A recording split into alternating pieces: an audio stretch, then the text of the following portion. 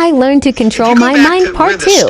It works. At the turn of the century, was the richest man in the world. He owned U.S. Steel. And he hired a guy by the name of Napoleon Hill to study the rich people in the world, including Henry Ford, Thomas Edison, Firestone, J.P. Morgan, all the super wealthy, and write a book about what is the secret. Well, he wrote a book in 1926 called The Law of Success in 16 Lessons. Henry Ford saw it, went crazy. Basically said, we don't want people to know the truth. They're going to pull it off the market. He edited it out, and now the watered-down version came out. And then the even more watered-down version was Think and Grow Rich. Yeah, I remember that. Right. That was so watered down. So people bought that in the millions, and a very small percentage actually found it to cause them to be successful. There's a missing element.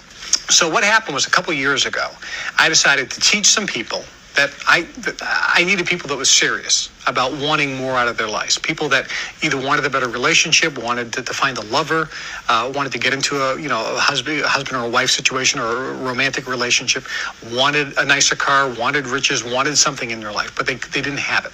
So I said, okay, fine. For 2 days, I'm going to teach a seminar. First one I've ever done in my life. And I'm going to reveal secrets that I learned from the Brotherhood, from the organization I was a part of, that I was sworn to secrecy, kind of the missing secret ingredients to the law of attraction. So I held this in the Alps in Europe, figuring that it would cost a lot to get there. Yeah. And I charged $10,000 per person. So a bunch of people came. And for 2 days, I taught them the secrets of how to have, be, or do whatever they wanted. And I entitled the lecture or the workshop, Your Wish is Your Command. How to manifest your desires. It's virtually, I wanted to teach people how to have their own Aladdin's lamp. They could rub it and a genie would come out that would grant any wish they wanted. That sounds too good to be true, and it's great. But I said $10,000. I said, if you're not thrilled, after 3 months, I'll give you your money back. So a bunch of people came. I said, you be the judge. Yeah. So now, that's a pretty strong offer, because if you paid 10 grand, plus an extra couple thousand to go to Europe and the Alps for 2 days, and you got 90 days to say, was that worth it? If it wasn't worth it, everyone's asking for their money back.